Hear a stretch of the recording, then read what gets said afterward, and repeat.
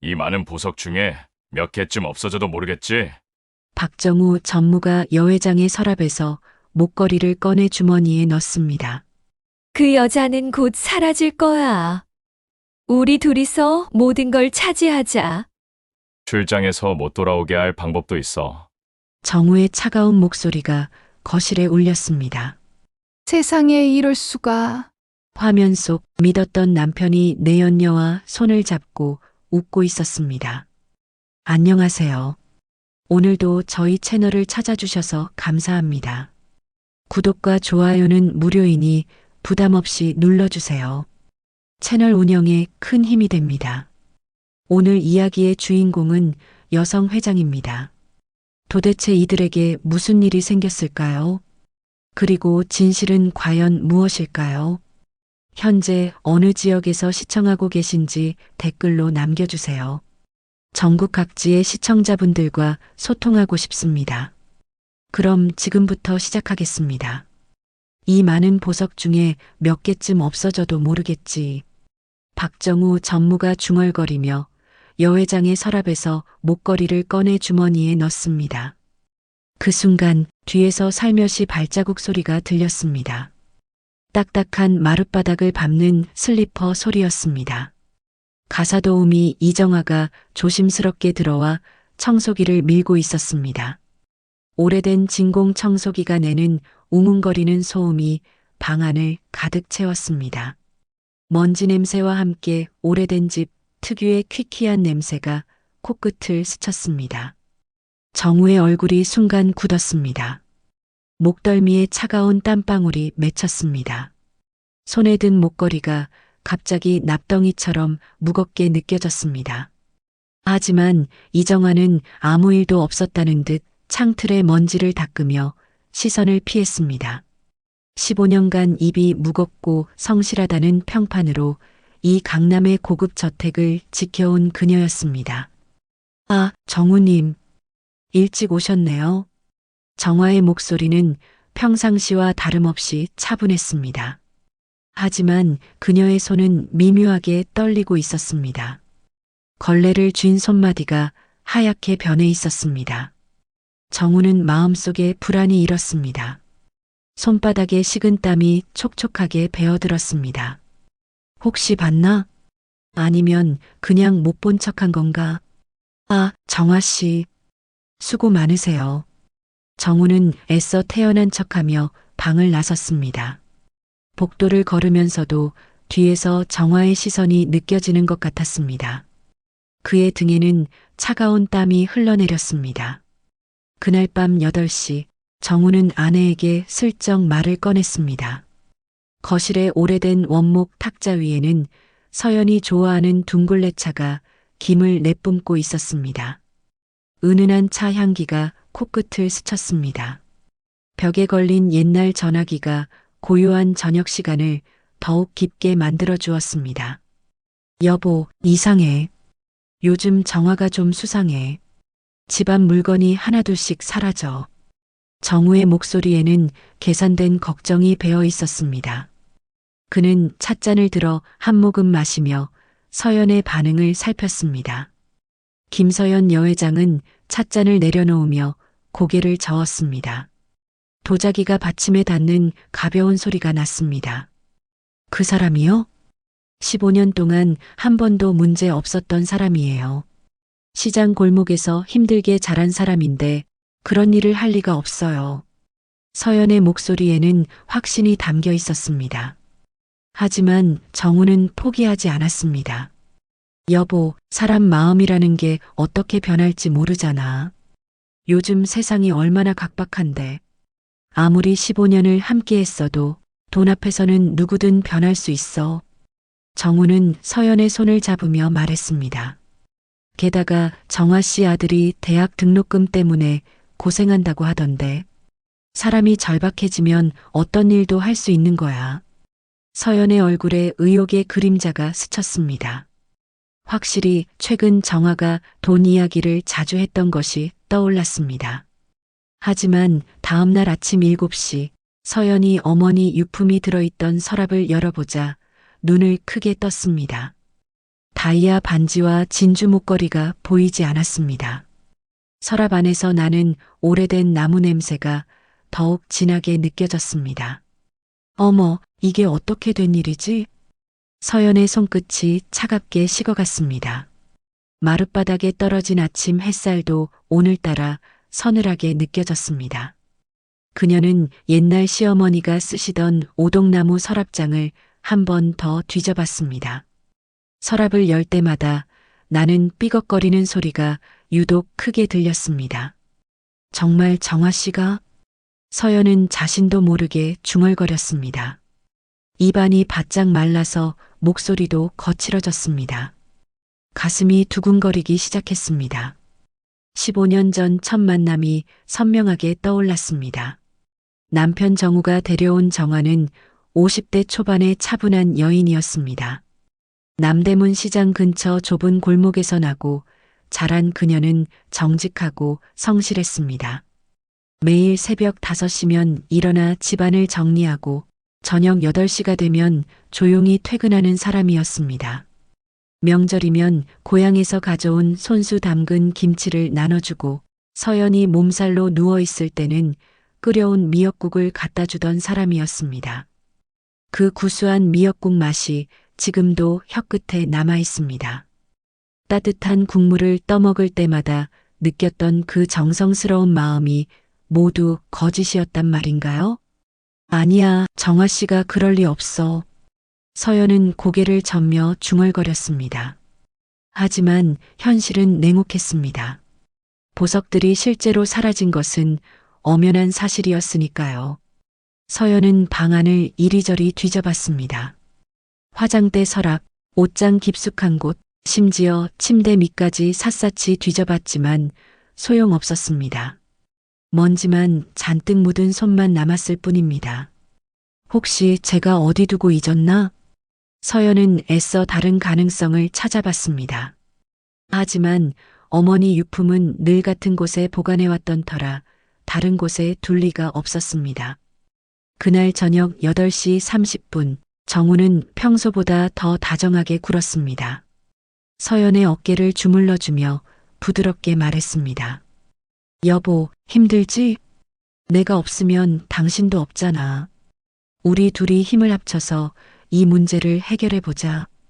정우는 서연의 손을 꼭 잡으며 말했습니다. 그의 손바닥에서 미묘한 땀기가 느껴졌습니다. 하지만 서연은 그저 자신을 걱정해서라고 생각했습니다. 정화 씨와 한번 진솔하게 이야기해 봐야겠어요. 15년 동안 함께 지낸 사이인데 솔직하게 말하면 될 거예요. 서연이 말하자 정우의 눈빛이 잠깐 흔들렸습니다. 마치 예상치 못한 말을 들은 것 같았습니다. 하지만 곧 다정한 표정으로 돌아왔습니다. 그래, 그게 좋겠어. 하지만 너무 서두르지는 마. 확실한 증거가 있어야 하니까. 섣불리 좋은 사람을 의심하면 안 되잖아. 정우의 목소리에는 묘한 긴장감이 배어 있었습니다. 그는 서연의 등을 토닥이며 말했습니다.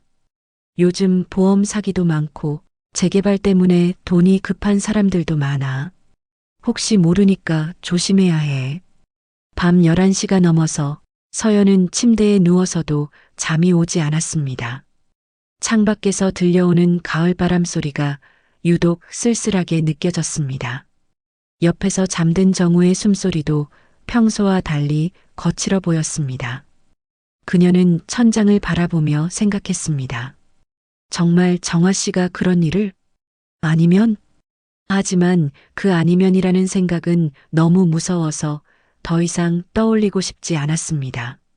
서연은 이불을 머리까지 덮고 잠시나마 현실을 피하고 싶어 했습니다. 바깥에서는 밤차가 지나가는 소리가 들렸습니다. 멀어져가는 엔진 소리가 서연의 마음처럼 공허하게 울려 퍼졌습니다. 서연은 믿음과 의심 사이에서 괴로웠습니다. 다음 날 아침 7시 식탁에 앉아 있어도 된장찌개 맛이 느껴지지 않았습니다. 구수한 냄새가 올라왔지만 오늘은 입맛이 전혀 나지 않았습니다. 정우는 완벽한 남편이었습니다. 집안일도 도와주고 아내 앞에서는 언제나 존경과 사랑을 드러냈습니다.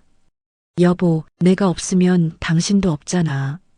그는 늘 그렇게 말하며 서연의 손을 잡았습니다. 하지만 서연의 마음은 흔들리고 있었습니다. 그 순간 현관문이 열리는 소리가 들렸습니다. 평소보다 조용한 발걸음이었습니다. 안녕하세요. 정화의 인사소리가 들렸지만 평소보다 목소리가 작았습니다. 부엌으로 들어온 그녀의 얼굴은 어딘지 모르게 어두워 보였습니다. 정화 씨, 어젯밤 잘 주무셨어요? 서연이 일부러 밝은 목소리로 물었습니다. 네, 잘 잤습니다. 정화는 앞치마를 두르며 대답했습니다. 하지만 그녀의 손이 미묘하게 떨리고 있었습니다. 앞치마 끈을 매는 손동작이 평소보다 어색했습니다. 정화 씨, 혹시 어제 제 방에서 뭔가 이상한 거 못 봤어요? 서연이 조심스럽게 물었습니다. 정화의 얼굴이 순간 굳었습니다. 걸레를 든 손이 더욱 세게 떨렸습니다. 이상한 것이요? 별로 특별한 건 못 봤는데요. 정화의 대답은 어딘지 부자연스러웠습니다. 눈도 마주치지 않으려 했습니다. 정우는 이때다 싶어 끼어들었습니다. 정화 씨, 사실 집안에서 물건이 좀 없어져서요. 혹시 아시는 게 있나요? 물건이 없어졌다고요?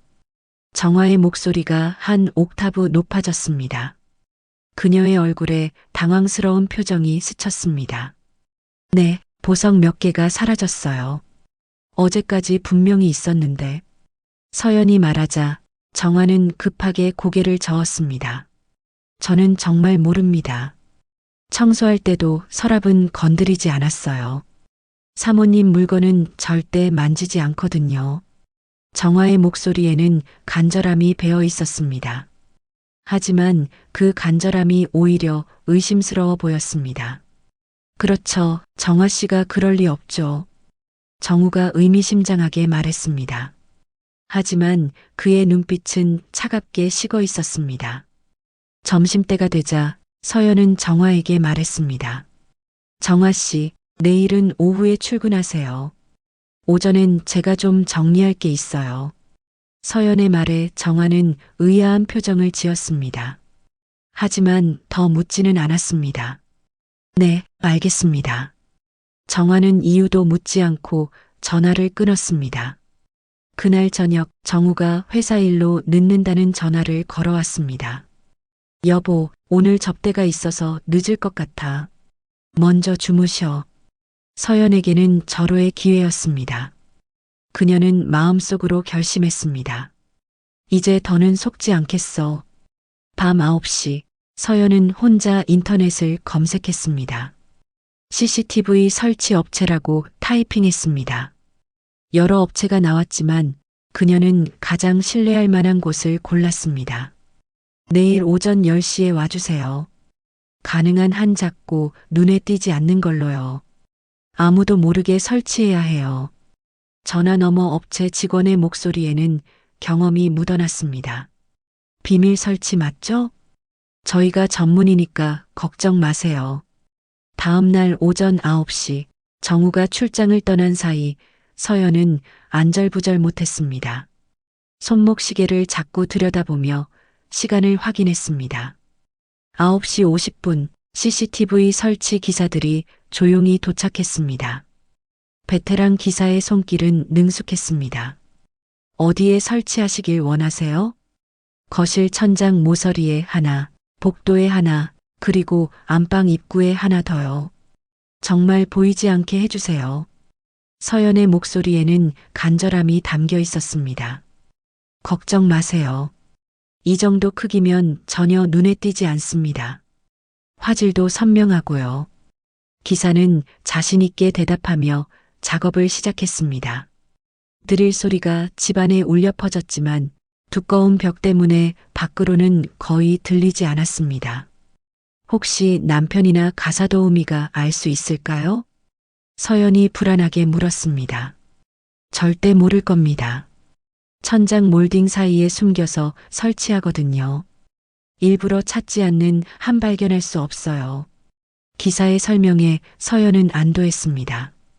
설치가 끝나자 서연은 휴대폰으로 실시간 영상을 확인해 봤습니다. 거실이 선명하게 보였습니다. 심지어 탁자 위의 찻잔까지 뚜렷하게 구분됐습니다. 이제 더는 속지 않겠어. 서연의 눈빛은 흔들렸지만 결심은 단단했습니다. 11시 30분 모든 설치가 완료됐습니다. 기사들이 조용히 철수한 후 서연은 집안을 다시 한번 돌아봤습니다. 정말로 CCTV가 있는지 전혀 알 수 없을 정도로 완벽했습니다. 오후 2시 정각 정화가 도착했습니다. 평소와 달리 표정이 어두웠습니다. 사모님, 오늘 컨디션이 안 좋아 보이세요. 정화가 조심스럽게 말했습니다. 그런가요? 요즘 잠을 제대로 못 자서 그런가 봐요. 서연은 애써 평상심을 유지하려 했습니다. 하지만 마음 한편으로는 정화의 일거수일투족을 예의주시했습니다. 정화는 평소처럼 청소를 시작했습니다. 하지만 서연의 방 근처에서는 유독 조심스러워했습니다. 마치 뭔가 숨기고 있는 것처럼 보였습니다. 정화 씨, 혹시 어려운 일 있으세요? 표정이 좋지 않아 보여서요. 서연이 물었습니다. 정화는 잠시 망설이더니 말했습니다. 사실 아들 대학 등록금 때문에 고민이 많아서요. 은행에서 대출도 잘 안 나오고. 얼마나 필요한데요? 2천만 원 정도요. 의대라서 등록금이 비싸서. 정화의 목소리에는 절망감이 배어 있었습니다. 서연의 마음이 복잡해졌습니다. 정화의 어려운 처지는 이해가 됐지만 그렇다고 해서 도둑질을 해도 된다는 뜻은 아니었습니다. 정화 씨, 그렇게 어려우시면 미리 말씀하시지 그랬어요. 아니에요, 사모님께 어떻게 그런 말씀을. 정화는 고개를 숙이며 말했습니다. 그녀의 어깨가 작게 떨리고 있었습니다. 그날 저녁 8시 정우가 출장에서 돌아왔습니다. 여보, 오늘 어떻게 지냈어? 그냥 평소와 같이요. 서연은 CCTV 설치 사실을 숨겼습니다. 아직은 아무에게도 말할 때가 아니라고 생각했습니다. 정화 씨는 어땠어? 뭔가 수상한 행동 안 했어? 정우의 질문에 서연은 조심스럽게 대답했습니다. 글쎄요, 평소와 별다르지 않았어요. 하지만 마음속으로는 정화의 어두운 표정이 계속 신경 쓰였습니다. 밤 10시가 넘어서 서연은 혼자 서재에 앉아 CCTV 모니터를 바라봤습니다. 조용한 거실이 화면에 비쳤습니다. 시계 초침 소리만이 정적을 깨뜨렸습니다. 정말 정화 씨가 그런 일을 했을까? 서연은 여전히 의심스러웠습니다. 15년 동안 함께 지낸 사람을 쉽게 의심할 수는 없었습니다. 하지만 현실은 냉혹했습니다. 보석들이 사라진 것만은 분명한 사실이었으니까요. 서연은 깊은 한숨을 내쉬며 중얼거렸습니다. 진실이 뭔지 곧 알게 되겠지. 창밖에서는 가을바람이 나뭇잎을 흔들고 있었습니다. 바스락거리는 소리가 서연의 불안한 마음과 닮아 있었습니다. 이제 곧 다 내 거야. 그 여자만 없으면. 며칠 뒤 서연이 해외 출장으로 집을 비운 날이었습니다.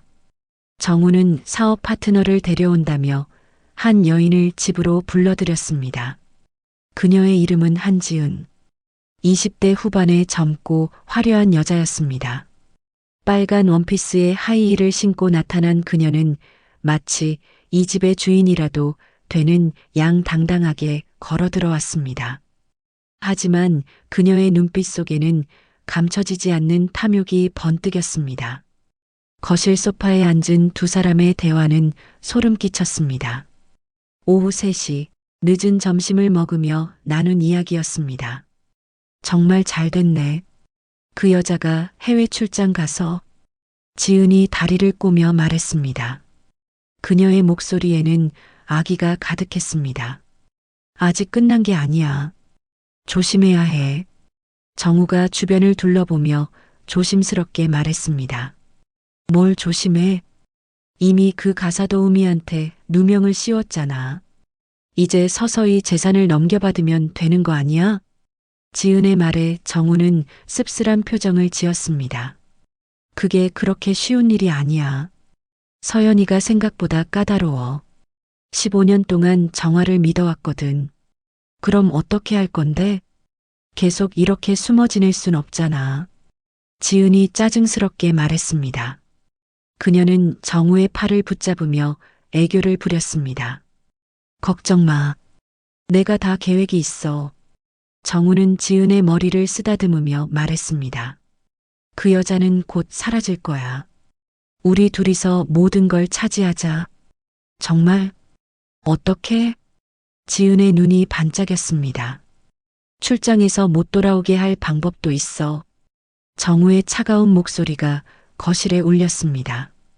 그의 입가에는 섬뜩한 미소가 번졌습니다.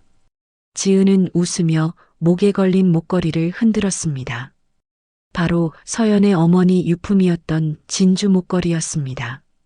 당신이 챙겨준 이 보석들, 이제 시작이잖아. 난 더 원해. 지은이 목걸이를 만지며 말했습니다. 진주의 윤기가 오후 햇살에 반짝였습니다. 당연하지. 이 집안에 있는 모든 게 우리 거야. 그 여자가 모아놓은 보석, 부동산, 회사 지분까지 전부. 정우의 목소리에는 확신이 담겨 있었습니다. 그런데 혹시 그 가사도우미가 뭔가 봤을까? 그날 당신이 보석 가져가는 걸 봤다던데.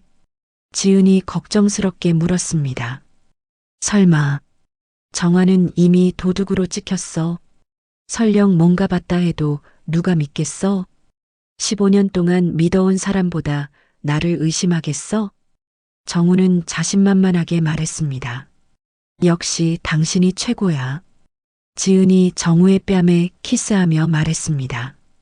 아, 그런데 혹시 보험금도 받을 수 있을까? 당연하지. 사고사로 처리하면 보험금까지 깔끔하게 정리돼. 일석이조야.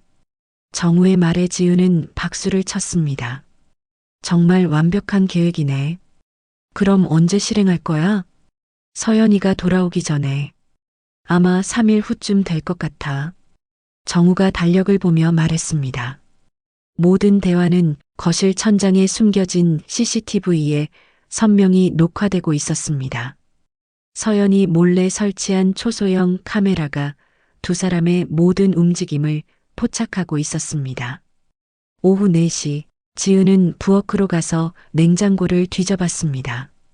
여기 좋은 와인이 많네. 이것도 비싸 보이는데? 그럼 서연이가 모으는 취미가 있어. 한 병에 100만 원 넘는 것도 있어. 정우가 따라오며 말했습니다. 와, 정말? 그럼 이것들도 다 우리 거네. 지은이 신이 나서 말했습니다. 당연하지. 이 집의 모든 게 우리 것이 될 거야. 정우는 지은을 안으며 말했습니다. 두 사람은 소파에 앉아 와인을 마시며 미래 계획을 세웠습니다. 회사는 어떻게 할 거야? 지은이 물었습니다. 서연이 지분을 내가 상속받으면 바로 팔아버릴 거야. 현금이 더 좋잖아. 얼마나 될 것 같아? 최소 10억은 될 거야. 부동산까지 합치면 20억도 넘을걸. 정우의 말에 지은의 눈이 더욱 반짝였습니다. 그럼 우리 해외로 이주할까? 유럽이나 미국으로. 좋은 생각이야. 한국에 있으면 혹시 모르니까. 두 사람은 서연의 죽음을 기정사실로 여기며 대화를 나눴습니다. 오후 5시가 되자 정화가 퇴근 인사를 하러 왔습니다. 전무님, 저 먼저 가보겠습니다. 정화의 목소리가 들리자 지은이 깜짝 놀라며 숨었습니다. 네, 수고하셨어요. 정우는 태연하게 대답했습니다. 정화가 나간 후 지은이 다시 나타났습니다. 깜짝 놀랐네. 그 아줌마가 우리 보면 어쩌려고 했어. 괜찮아. 정화는 이미 의심받고 있어. 설령 우리를 봐도 별 상관없어. 정우는 여유롭게 말했습니다. 그런데 정말 확실해? 그 여자가 의심하지 않을까? 지은이 다시 불안해했습니다. 내가 16년 동안 연기해온 걸 알아? 서연이는 나를 완전히 믿어. 의심할 이유도 없고 정우의 목소리에는 교만함이 배어 있었습니다. 저녁 6시 두 사람은 함께 저녁을 준비했습니다. 서연이 냉동실에 보관해둔 한우를 꺼내 구워 먹었습니다. 이 고기도 비싸겠네. 지은이 한우를 먹으며 말했습니다. 그럼 서연이는 좋은 것만 먹거든. 곧 우리가 매일 이런 걸 먹을 수 있어. 정우가 와인을 따르며 말했습니다. 정말 기대돼. 빨리 그날이 왔으면 좋겠어. 지은이 와인잔을 들어 올리며 말했습니다. 건배. 우리의 새로운 시작을 위해. 건배. 두 사람의 와인잔이 부딪히는 소리가 울렸습니다. 그 소리는 서연의 운명에 대한 사형 선고처럼 들렸습니다. 밤 9시 지은이 일어났습니다. 나 이제 가야겠어. 너무 늦으면 의심받을까봐. 그래, 조심해서 가. 정우는 지은을 현관까지 배웅했습니다. 다음에는 언제 봐? 서연이가 돌아오기 전날 다시 만나자. 최종 계획을 점검해야 해. 알겠어. 그때까지 기다릴게. 지은이 키스를 하고 나갔습니다. 정우는 혼자 남겨진 거실에서 만족스러운 표정을 지었습니다. 모든 것이 계획대로 흘러가고 있었습니다. 하지만 그는 몰랐습니다. 자신의 모든 행동이 CCTV에 고스란히 녹화되고 있다는 사실을. 이럴 수가. 출장을 마치고 돌아온 서연은 홀로 서재에 앉아 CCTV 영상을 돌려봤습니다. 밤 11시 집안은 고요했지만 서연의 마음은 폭풍우가 몰아치고 있었습니다. 화면 속 믿었던 남편이 내연녀와 손을 잡고 웃고 있었습니다. 서연의 손이 떨렸습니다. 심장이 내려앉는 듯 했습니다. 그 여자는 곧 사라질 거야. 우리 둘이서 모든 걸 차지하자. 정우의 목소리가 스피커에서 흘러나왔습니다. 차갑고 계산적인 어조였습니다. 그래, 재산도, 회사도, 심지어 목숨까지. 한지은의 웃음소리가 서연의 귓가에 메아리 쳤습니다. 서연은 의자를 붙잡고 간신히 버텼습니다. 온몸이 떨렸습니다. 입안이 바짝 말라서 침을 삼키기도 어려웠습니다. 16년 동안 속아서 살았다는 거야? 서연의 목소리는 거의 속삭임에 가까웠습니다. 화면을 되감아 다시 봤습니다. 정우와 지은이 서연의 진주 목걸이를 만지며 웃고 있는 장면이었습니다. 그동안 정우가 가사도우미를 모함하며 했던 말들이 떠올랐습니다. 진짜 도둑은 누구였는가? 진실은 눈앞에 드러나 있었습니다. 하지만 받아들이기에는 너무나 충격적이었습니다. 서연은 휴대폰을 들어 출장 중에 찍어둔 사진들을 봤습니다. 싱가포르의 야경, 호텔 조식, 회의실에서의 미팅 장면들. 나는 진짜 일을 하러 갔는데 집에서는 이런 일이. 서연의 목소리가 떨렸습니다. 영상을 계속 돌려보니 더욱 끔찍한 장면들이 나왔습니다. 두 사람이 서연의 침실에 들어가 옷장을 뒤지는 모습, 서연이 아끼는 와인을 마시며 웃는 모습, 심지어 서연의 침대에서 포옹하는 장면까지. 내 집에서, 내 침대에서. 서연은 구역질이 올라왔습니다. 급히 화장실로 달려가 헛구역질을 했습니다. 차가운 물로 얼굴을 씻었지만 어지러움은 가시지 않았습니다. 거울 속 자신의 얼굴이 창백해 보였습니다. 눈 밑에는 검은 그림자가 짙게 져 있었습니다.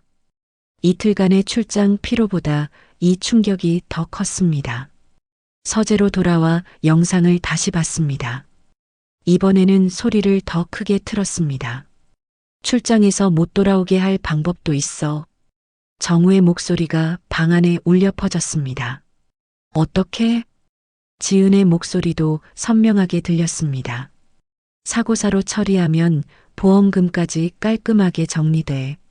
서연의 전신에 소름이 돋았습니다. 자신의 죽음을 계획하고 있었던 것입니다. 그럼 언제 실행할 거야? 서연이가 돌아오기 전에. 아마 3일 후쯤 될 것 같아. 서연은 달력을 확인했습니다. 오늘이 바로 그 3일 후였습니다. 만약 비행기가 늦어지거나 일정이 연장됐다면 상상만 해도 끔찍했습니다. 서연은 영상을 USB에 복사했습니다. 여러 개를 만들어서 안전한 곳에 보관해야 했습니다. 증거를 확실히 해둬야 해. 서연의 목소리에는 분노가 섞여 있었습니다. 휴대폰으로 변호사에게 문자를 보냈습니다. 새벽이라 전화를 걸 수는 없었지만 내일 아침 첫 번째로 상담받고 싶다는 내용이었습니다. 그때 현관문이 열리는 소리가 들렸습니다. 정우가 돌아온 것입니다. 서연은 급히 CCTV 모니터를 끄고 평상시처럼 행동했습니다. 책을 펼쳐놓고 읽는 척했습니다. 여보, 왔어? 정우가 서재로 들어왔습니다. 평소와 다름없는 다정한 목소리였습니다. 응, 방금 도착했어. 피곤해서 못 자겠더라. 서연은 애써 평정심을 유지했습니다. 출장 어땠어? 많이 힘들었지? 정우가 서연의 어깨를 주무르며 말했습니다. 그 손길이 이제는 소름 끼치게 느껴졌습니다. 응, 그럭저럭 잘 끝났어. 서연은 정우의 얼굴을 똑바로 봤습니다. 이 사람이 자신의 죽음을 계획했다는 사실이 믿어지지 않았습니다. 집에서는 별일 없었어? 서연이 일부러 물었습니다. 별일? 뭔 별일이 있겠어. 정화 씨 말고는 아무도 안 왔는데. 정우는 태연하게 거짓말을 했습니다. 서연의 속이 끓어올랐지만 참았습니다. 아직 때가 아니었습니다. 그래, 다행이네. 여보, 피곤하면 먼저 들어가서 쉬어. 내가 뒤정리하고 갈게. 정우의 배려하는 척하는 모습이 역겨웠습니다. 고마워. 서연은 방으로 들어갔습니다.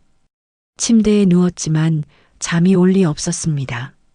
정우와 지은이 이 침대에서 포옹했던 장면이 계속 떠올랐습니다. 침대 시트를 바꿔야겠다고 생각했습니다. 새벽 2시 정우가 방으로 들어왔습니다. 서연은 자는 척했습니다. 정우가 침대에 누우며 중얼거렸습니다. 곧 끝날 거야. 서연의 등골이 오싹했습니다. 정우는 여전히 계획을 포기하지 않은 것 같았습니다. 새벽 3시 정우의 규칙적인 숨소리가 들렸습니다. 잠든 것 같았습니다. 서연은 조용히 일어나 서재로 갔습니다. 변호사에게 보낼 자료를 정리했습니다. USB 복사본을 여러 개 만들어서 각각 다른 곳에 숨겨뒀습니다. 금고, 서재 책장 뒤, 차 안의 비상함까지. 이제 준비됐어. 서연의 눈빛이 차갑게 변했습니다. 새벽 5시 서연은 정화에게 문자를 보냈습니다. 오늘 일찍 와주세요. 중요한 얘기가 있어요.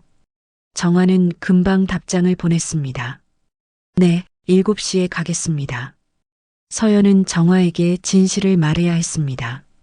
그리고 함께 정우를 응징할 계획을 세워야 했습니다. 정화 씨, 미안해요. 당신을 의심했던 제가 정말 바보였어요. 서연은 혼자 중얼거렸습니다. 창밖이 서서히 밝아왔습니다. 긴 밤이 지나고 새로운 하루가 시작되고 있었습니다. 하지만 서연에게는 진짜 전쟁이 이제 시작이었습니다. 정우야, 이제 내 차례다. 서연의 목소리에는 차가운 결의가 담겨 있었습니다. 정화 씨, 솔직히 말해주세요. 그날 뭔가 본 게 있죠? 아침 7시 서연은 정화를 불러 조용한 서재에서 마주 앉았습니다. 정화의 얼굴에는 어제와 같은 어두운 그림자가 져 있었습니다. 정화는 망설이다 휴대폰을 꺼내 녹음 파일을 들려주었습니다. 떨리는 손으로 재생 버튼을 눌렀습니다. 여보, 그 여회장은 곧 쓰러질 거야. 그 순간 내가 웃을 수 있도록 내가 다 준비할게. 정우의 목소리가 선명하게 흘러나왔습니다. 뒤이어 여자의 웃음소리가 들렸습니다. 서연의 눈에 눈물이 고였습니다. 하지만 이번에는 절망의 눈물이 아니라 분노의 눈물이었습니다. 왜 진작 말하지 않았나요? 서연의 목소리가 떨렸습니다. 사모님, 저 같은 사람이 괜히 말씀드렸다가 의심받을까 두려웠습니다. 그리고 정말 믿기지 않았어요. 16년 동안 정우님을 보면서 그런 사람이 아니라고 생각했거든요. 정화의 목소리는 떨리고 있었습니다. 그녀의 눈에도 눈물이 맺혔습니다. 정화 씨가 녹음을 한 이유가 있을 거예요. 서연이 조심스럽게 물었습니다. 그날 밤 우연히 들었어요. 정우님이 누군가와 통화하는 걸요. 너무 충격적이어서 증거를 남겨둬야겠다고 생각했습니다. 정화는 고개를 숙이며 말했습니다. 그리고 사모님께서 보석이 없어졌다고 하시니까 더욱 확신이 섰어요. 정우님이 저에게 누명을 씌우려는 거구나. 정화 씨, 정말 고마워요. 당신이 아니었다면 저는 영영 속고 살았을 거예요. 서연은 정화의 손을 꼭 잡았습니다. 정화의 손은 일 때문에 거칠었지만 따뜻했습니다. 사모님, 이제 어떻게 하실 거예요? 정화가 걱정스럽게 물었습니다. 저도 증거가 있어요. CCTV를 몰래 설치했거든요. 서연이 말하자 정화의 눈이 커졌습니다. 정말요? 그럼 정우님이 다른 여자와. 네, 모든 게 다 녹화됐어요.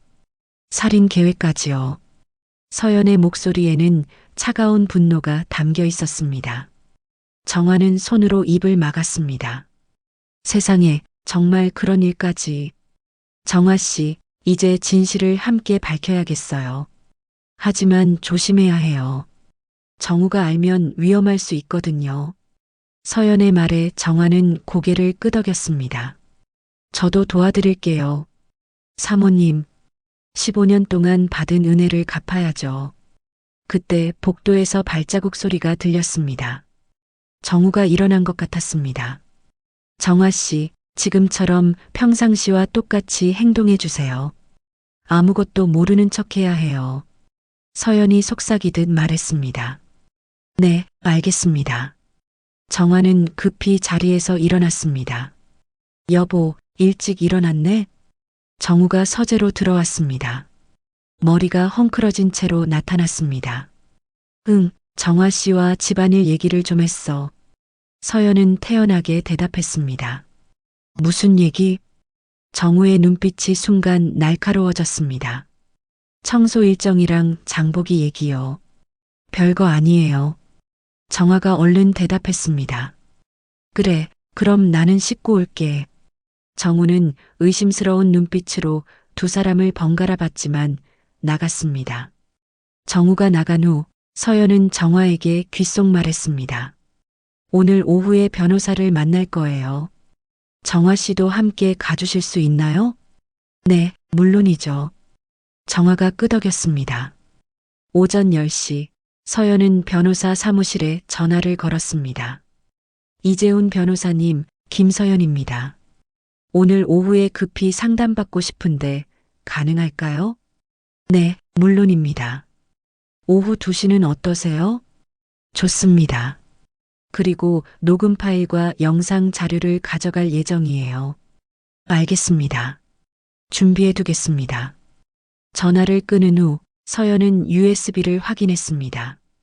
정우와 지은의 모든 대화가 선명하게 담겨 있었습니다.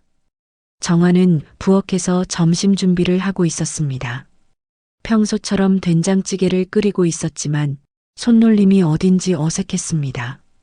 정화 씨, 괜찮으세요? 서연이 다가가 물었습니다. 네, 그냥 어젯밤에 잠을 못 자서 그래요. 정화는 국자를 휘저으며 대답했습니다. 저도 마찬가지예요. 하지만 이제 끝이 보여요. 서연의 목소리에는 희망이 섞여 있었습니다. 점심때 정우가 회사에서 돌아왔습니다. 오늘 오후에 중요한 미팅이 있어서 늦을 것 같아. 정우가 밥을 먹으며 말했습니다. 무슨 미팅? 서연이 물었습니다. 계약건 때문에. 아마 밤늦게 들어올 거야. 정우의 말에 서연은 속으로 안도했습니다. 변호사 만나러 가기 좋은 타이밍이었습니다. 그래, 조심해서 다녀와. 서연은 태연하게 말했습니다. 정우가 나간 후 서연과 정아는 변호사 사무실로 향했습니다. 강남 한복판의 높은 빌딩이었습니다. 이재훈 변호사는 50대 중반의 믿음직한 인상이었습니다.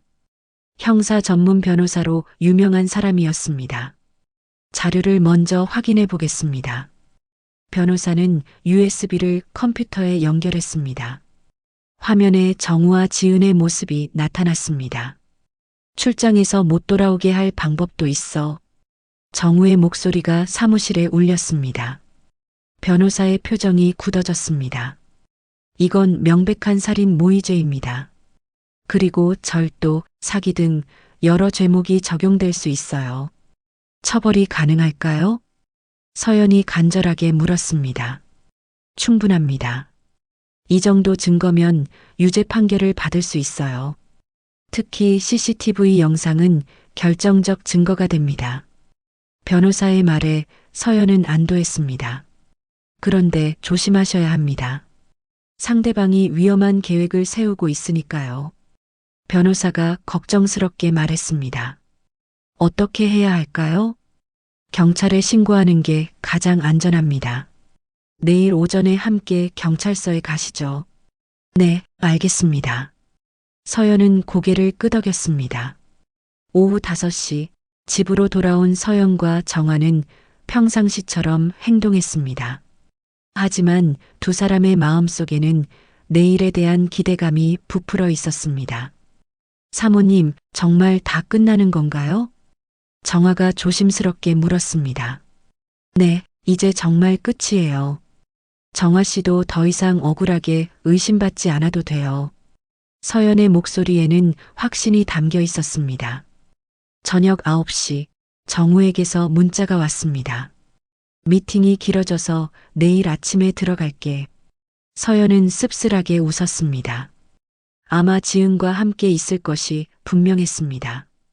좋아, 마지막 밤을 즐겨봐. 내일이면 모든 게 끝날 테니까. 서연은 혼자 중얼거렸습니다. 그날 밤 서연은 처음으로 편안하게 잠들 수 있었습니다. 곧 진실이 밝혀질 것이라는 희망 때문이었습니다. 이번엔 계약 서류까지 위조해. 그 여자의 도장만 있으면 끝이야. 다음 날 오전 10시 서연은 변호사 이재훈과 함께 보안 전문가를 불러 CCTV를 더 정교하게 보강했습니다. 그리고 경찰과도 은밀히 협력했습니다. 김서연 씨, 증거는 충분합니다. 하지만 현행범으로 잡는 게 가장 확실해요. 강남경찰서 수사과장 박민수가 말했습니다. 그는 20년 경력의 베테랑 형사였습니다. 어떻게 하면 될까요? 서연이 물었습니다. 정우 씨가 또다시 지은 씨와 집에서 만나는 장면을 잡아야 합니다. 특히 재산 관련 서류를 위조하거나 구체적인 범행 계획을 세우는 모습을요.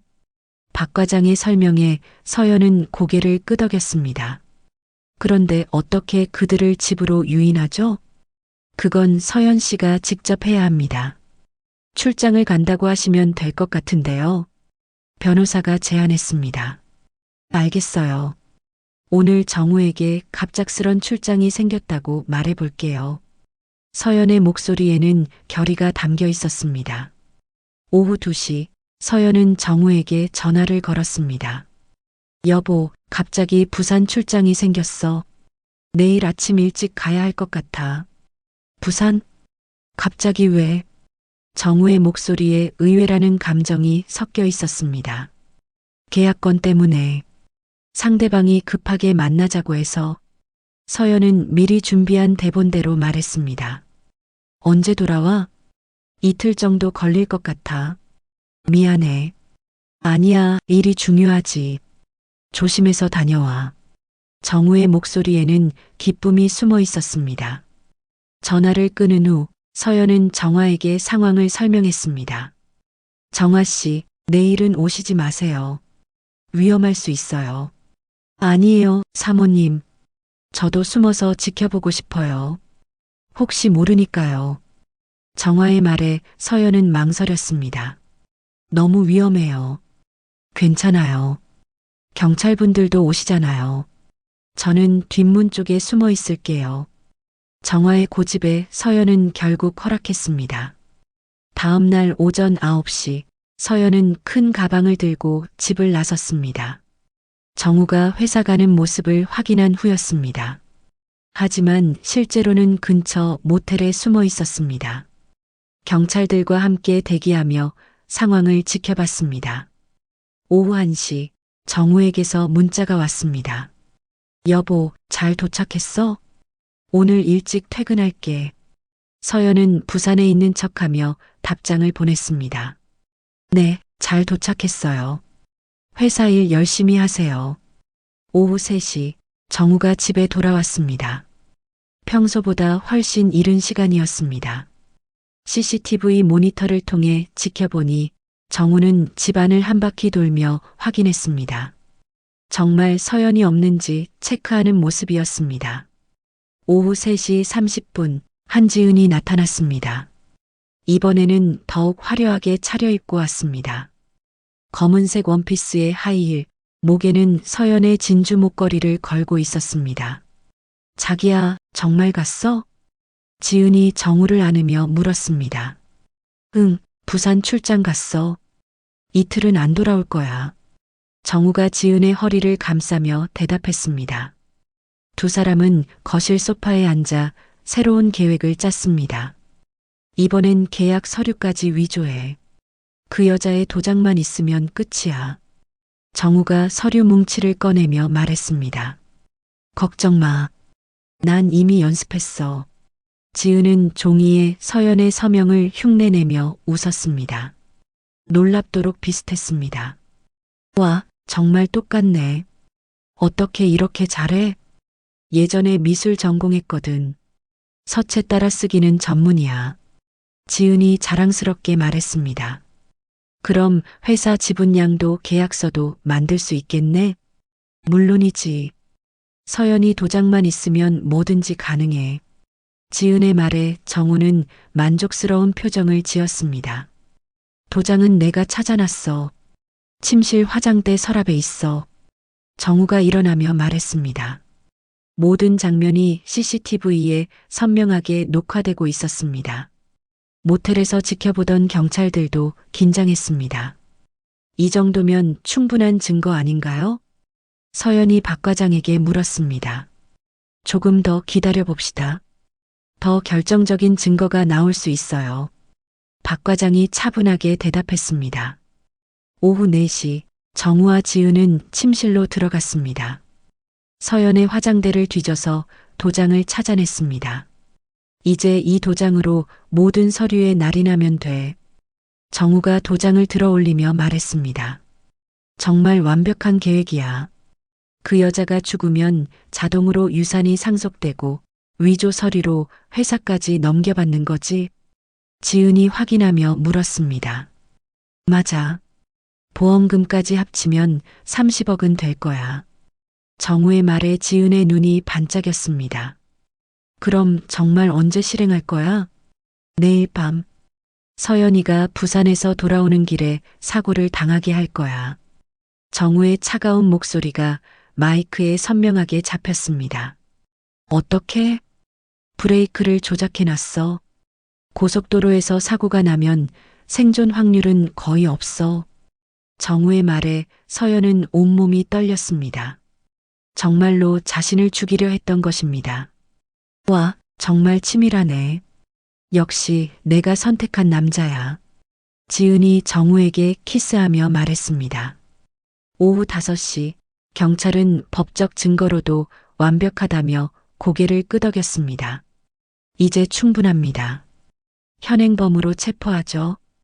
박 과장이 무전기를 들며 말했습니다. 팀원들, 이제 들어가십시오. 경찰들이 조용히 집으로 향했습니다. 서연과 정화도 함께 따라갔습니다. 거실에서는 정우와 지은이 위조 서류에 도장을 찍고 있었습니다. 완전히 몰입해서 경찰이 들어오는 것도 모르고 있었습니다. 경찰입니다.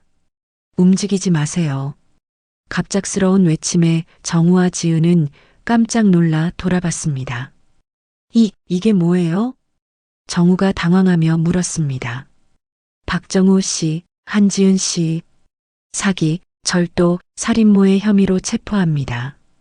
박 과장이 수갑을 꺼내며 말했습니다. 뭔 소리예요? 저희가 뭘 했다고? 지은이 발악하며 소리쳤습니다. 그때 서연이 나타났습니다. 모든 게 다 녹화됐어요. 당신들의 모든 계획을요. 서연의 차가운 목소리에 정우의 얼굴이 창백해졌습니다. 서연아. 이건 오해야. 오해라고요? 제 살인 계획을 세우고 재산을 위조로 가로채려던 게 오해라고요? 서연의 목소리에는 분노가 가득했습니다. 정우와 지은은 수갑을 차고 연행됐습니다. 16년 동안의 거짓 결혼이 마침내 끝났습니다. 그 여회장은 곧 사라져. 며칠 후 서울중앙지방법원 3층 대법정. 정우와 지은은 나란히 피고석에 앉아 있었습니다. 오전 10시 재판이 시작됐습니다. 방청석에는 언론사 기자들과 시민들이 가득 찼습니다. 재벌 여회장 남편의 살인 모의라는 제목으로 연일 보도되면서 세간의 관심이 집중됐습니다. 김태현 판사가 망치를 두드리며 재판을 시작했습니다. 피고인 박정우, 피고인 한지은, 사기, 절도, 살인모해, 그리고 문서 위조 혐의에 대한 심리를 시작하겠습니다. 검사 이수진이 일어나 증거를 제시했습니다.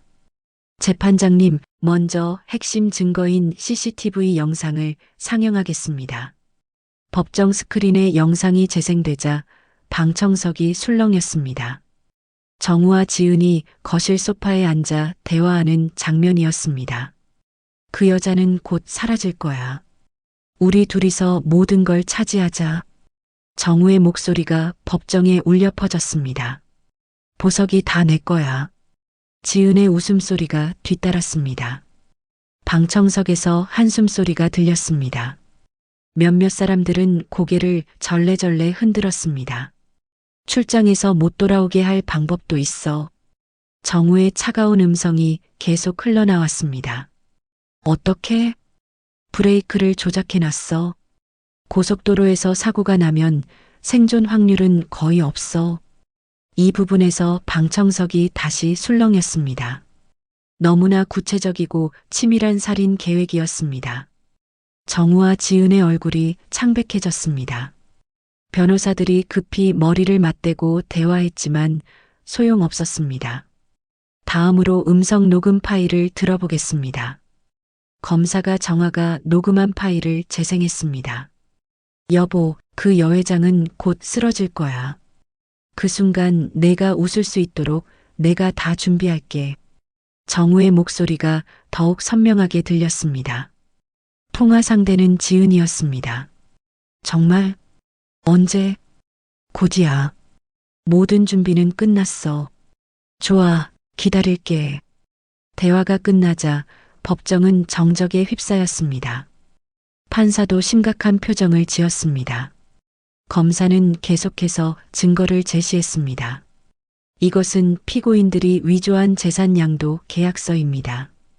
피해자 김서연 씨의 서명을 정교하게 모방했습니다. 위조 서류가 스크린에 확대되어 나타났습니다. 서연의 진짜 서명과 비교해보니 놀랍도록 비슷했습니다. 그리고 이것은 피고인 한지은이 착용하고 있던 목걸이입니다. 피해자의 어머니 유품으로 절도 증거물에 해당합니다. 진주 목걸이가 증거물로 제시됐습니다. 서연은 증인석에서 또렷하게 말했습니다. 저는 16년 동안 남편을 믿었습니다. 하지만 진실은 거짓을 이길 수밖에 없었습니다. 서연의 목소리는 떨리지 않았습니다. 차분하고 단호했습니다. 피고인은 제 재산뿐만 아니라 제 목숨까지 노렸습니다. 만약 CCTV를 설치하지 않았다면 저는 지금 이 자리에 있을 수 없었을 것입니다. 방청석에서 작은 탄식 소리가 들렸습니다. 정화도 증인석에 섰습니다. 저는 15년 동안 이 집에서 일했습니다. 사모님을 정말 존경했거든요. 그런데 정우님이 저에게 누명을 씌우려 했습니다. 정화의 목소리는 떨렸지만 분명했습니다. 처음엔 믿기지 않았어요. 그런 분이 아니라고 생각했거든요. 하지만 녹음을 하게 된 건 직감 때문이었습니다. 어떤 직감이었나요? 검사가 물었습니다. 뭔가 이상하다는 느낌이었어요. 사모님께서 보석이 없어졌다고 하시는데 정우님이 너무 빨리 저를 의심하라고 하셨거든요. 정화의 증언에 방청석이 고개를 끄덕였습니다. 변호사들이 반박을 시도했지만 역부족이었습니다. 증거가 너무나 명확했습니다. 피고인들의 행위는 계획적이고 악질적입니다. 검사가 최종 변론에서 말했습니다. 단순한 불륜이 아닙니다.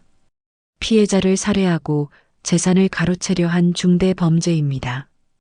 특히 피고인 박정우는 16년간 결혼 생활을 유지하며 피해자를 속였습니다. 이는 매우 치밀하고 계획적인 범행입니다.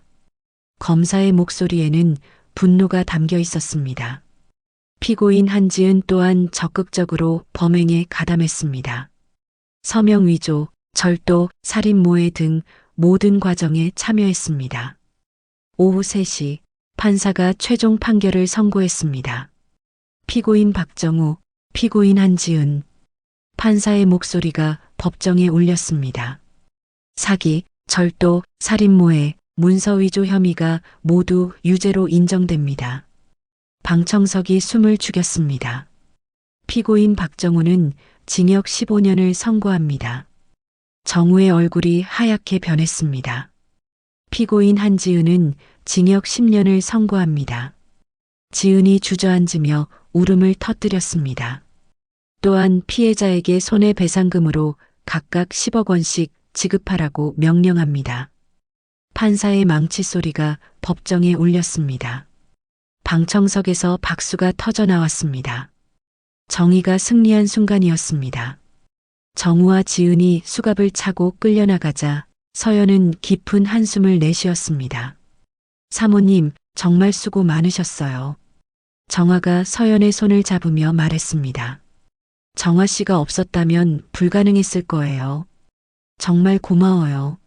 서연의 눈에 눈물이 맺혔습니다. 하지만 이번에는 기쁨의 눈물이었습니다. 법정을 나서며 서연은 기자들에게 말했습니다. 진실은 반드시 밝혀진다는 것을 알았습니다. 그리고 진짜 가족은 피가 아니라 마음으로 이어진다는 것도요. 서연은 정화를 바라보며 미소 지었습니다. 그날 저녁 뉴스에서는 이 사건이 톱뉴스로 보도됐습니다. CCTV가 밝혀낸 충격적 진실이라는 제목이었습니다. 시청자들은 서연의 용기와 정화의 충성심에 감동했습니다. 그리고 정우와 지은의 치밀한 범행에 경악했습니다. 이 집을 지켜준 건 당신이었어요. 정우와 지은이 수갑을 차고 끌려나간 지 한 달이 지났습니다. 가을이 깊어가는 10월, 서연은 정화에게 다가가 말했습니다. 앞으로는 저와 함께 새로운 삶을 시작합시다. 서연의 목소리에는 진심이 담겨 있었습니다. 그녀는 정화를 가사도우미가 아닌 집안의 관리인으로 대우하기로 했습니다. 사모님, 저 같은 사람이 어떻게... 정화는 눈물을 훔치며 고개를 숙였습니다. 무슨 말씀이세요? 당신이 없었다면 저는 지금 이 세상에 없었을 거예요. 서연은 정화의 손을 꼭 잡았습니다. 이제부터 월급도 3배로 올려드릴게요. 그리고 아드님 대학 등록금도 제가 지원하겠어요. 정화의 눈에서 눈물이 흘러내렸습니다. 감사의 눈물이었습니다. 정말 감사합니다. 평생 은혜를 잊지 않겠습니다. 그날 이후 서연은 회사 경영에도 변화를 주었습니다. 직원들과의 소통을 늘리고 복지 제도를 대폭 개선했습니다. 사장님이 많이 달라지셨네요. 회사 부장 김철수가 말했습니다. 사람을 보는 눈이 달라졌어요. 진짜 충성과 가짜 충성을 구분할 수 있게 됐달까요? 서연의 말에 직원들은 고개를 끄덕였습니다. 서연은 또한 자선 사업에도 적극적으로 나섰습니다. 특히 어려운 가정의 자녀들을 위한 장학재단을 설립했습니다. 정화장학재단이라고 이름을 지었습니다. 정화의 이름을 딴 것이었습니다. 사모님, 제 이름을 이렇게 쓰시면. 정화가 당황했습니다. 당연한 거예요. 당신의 용기가 이 모든 걸 가능하게 했으니까요. 서연의 말에 정화는 또다시 감동했습니다. 11월 어느 날 서연은 정화와 함께 남대문 시장에 갔습니다. 정화가 어린 시절을 보낸 곳이었습니다. 여기가 제가 자란 골목이에요. 정화가 좁은 골목길을 가리키며 말했습니다. 참 정겨운 곳이네요. 서연은 시장 특유의 활기찬 분위기를 느꼈습니다. 어묵 냄새, 튀김 기름 냄새, 사람들의 웃음소리가 어우러져 있었습니다. 사모님, 국밥 한 그릇 드실래요? 정화가 작은 국밥집을 가리켰습니다. 좋아요. 서연은 흔쾌히 따라갔습니다. 오래된 국밥집에서 둘은 따뜻한 순댓국을 먹었습니다. 서연에게는 새로운 경험이었습니다. 맛있어요. 이런 곳이 있는 줄 몰랐네요. 여기가 제 고향 같은 곳이에요. 힘들 때마다 이곳에 와서 위로받았거든요. 정화의 말에 서연은 고개를 끄덕였습니다.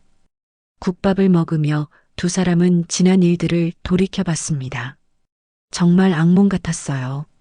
서연이 중얼거렸습니다. 하지만 이제 끝났잖아요. 새로운 시작이에요. 정화의 말에 서연은 미소를 지었습니다.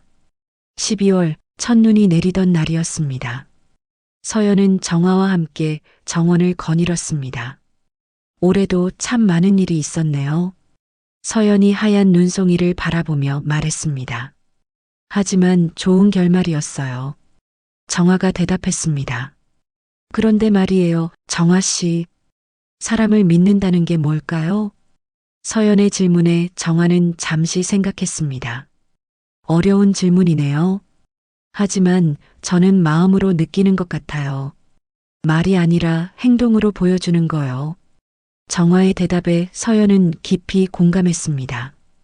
해질녘 저택의 정원에서 서연은 홀로 서서 속삭였습니다.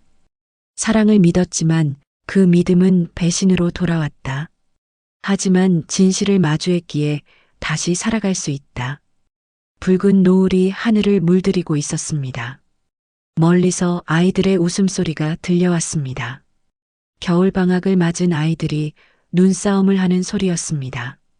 서연은 그 소리를 들으며 생각했습니다. 세상에는 여전히 순수한 것들이 많다는 것을, 그리고 그런 순수함을 지키는 것이 얼마나 중요한지를. 정화가 따뜻한 차를 가져왔습니다. 김이 모락모락 나는 유자차였습니다. 사모님, 감기 조심하세요. 고마워요, 정화 씨. 서연은 따뜻한 차를 마시며 마음의 평화를 느꼈습니다. 오랜만에 느끼는 진짜 평온함이었습니다. 내년에는 어떤 일들이 기다리고 있을까요? 정화가 물었습니다. 글쎄요. 하지만 이제는 두렵지 않아요. 진실을 볼 수 있는 눈이 생겼으니까요. 서연의 목소리에는 확신이 담겨 있었습니다. 그날 밤 서연은 일기를 썼습니다. 오랜만에 쓰는 일기였습니다. 오늘로써 진짜 새로운 인생이 시작됐다. 16년의 거짓 결혼, 하지만 후회하지 않는다. 그 경험이 있었기에 진짜 사람을 알아볼 수 있게 됐으니까. 일기를 쓰며 서연은 깨달았습니다. 인생에서 가장 중요한 것은 돈이나 지위가 아니라 진실된 관계라는 것을. 새해가 되었습니다. 서연과 정화는 함께 해돋이를 보러 갔습니다. 한강 둔치에는 많은 사람들이 모여 있었습니다. 새해 복 많이 받으세요, 사모님.